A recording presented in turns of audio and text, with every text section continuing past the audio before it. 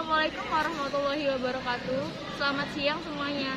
Kami dari kelompok 1 yang akan mempresentasikan tentang sistem produksi bidang konversi energi angin.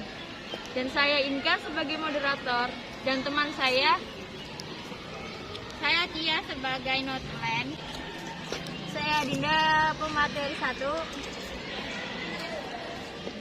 Saya Tika pemateri 2. Saya Linalia Fitri sebagai pemateri 3. Saya Fitri Noviani sebagai pemateri 4. Pengertian: Indonesia memiliki potensi tenaga angin yang merupakan salah satu sumber energi terbarukan terutama di kawasan pesisir. Angin merupakan pergerakan udara yang diakibatkan oleh perbedaan tekanan udara yang merupakan hasil dari pengaruh ketidakseimbangan pemanasan sinar matahari terhadap tempat-tempat yang berbeda di permukaan bumi. Energi angin digunakan untuk membangkitkan energi listrik dengan bantuan kincir angin untuk menggerakkan generator. Baling-baling yang digunakan untuk mengubah angin menjadi putaran rotor. Tenaga angin merupakan sumber energi yang berasal dari tenaga kinetik angin untuk menghasilkan tenaga mekanik. Manfaat energi angin. 1.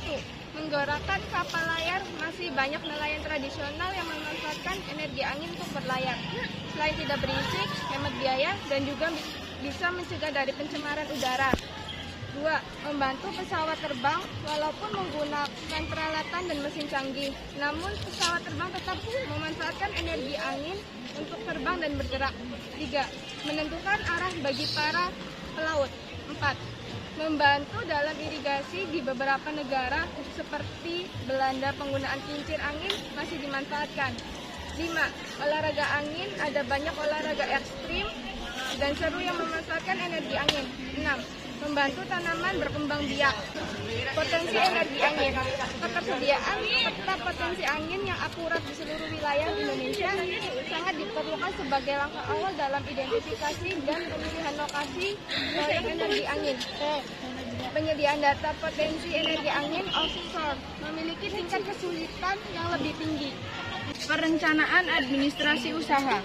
Proses produksi merupakan kegiatan yang bertujuan untuk menambah kegunaan suatu barang dan jasa dengan menggunakan faktor-faktor produksi yang berupa bahan baku, tenaga kerja, peralatan, dan dana untuk mencapai kebermanfaatan bagi kebutuhan manusia.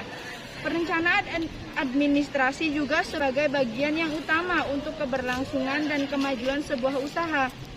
Sistem administrasi yang teratur menjadi alat untuk menganalisa kinerja usaha, penataan dan pembukuan yang baik, menentukan jenis dan kualitas produk.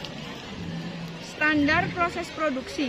Pengendalian kualitas dapat dilakukan dalam 4 langkah, yaitu menentukan standar kualitas produk, menilai kesesuaian produk dengan standar, yang ketiga, mengadakan tindakan koreksi, dan yang keempat, merencanakan perbaikan secara terus-menerus.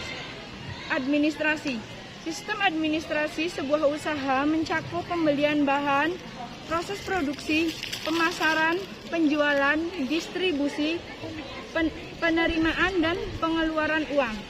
Pembuatan kincir angin, adapun alat dan bahannya yaitu alat lem tembak, solatip, gunting, penggaris, pensil, kabel, turbin mini, dan generator mini.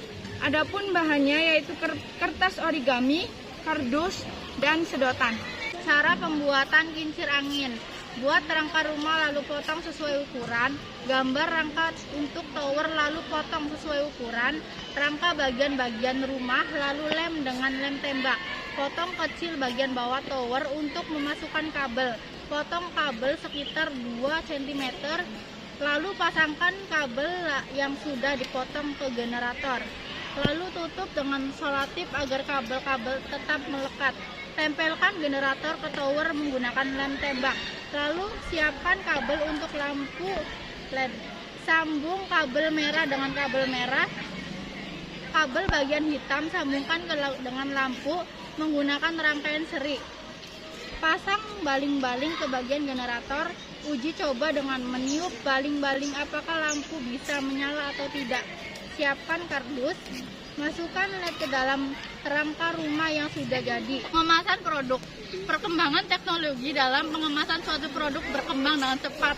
Didesain sedemikian rupa dengan mempertimbangkan estetika dan konsep yang ingin ditampilkan sesuai dengan pengguna atau calon pembeli. Informasi tentang masa produksi dan hal-hal lain istimewa pada produk yang dihasilkan menjadi bagian informasi pada konsumen. Dari materi tersebut dapat kita simpulkan bahwa pemanfaatan energi angin merupakan pemanfaatan energi terbarukan yang paling berkembang saat ini. Ramah lingkungan, pembangkit tenaga angin juga berdampak pada lingkungan sekitar.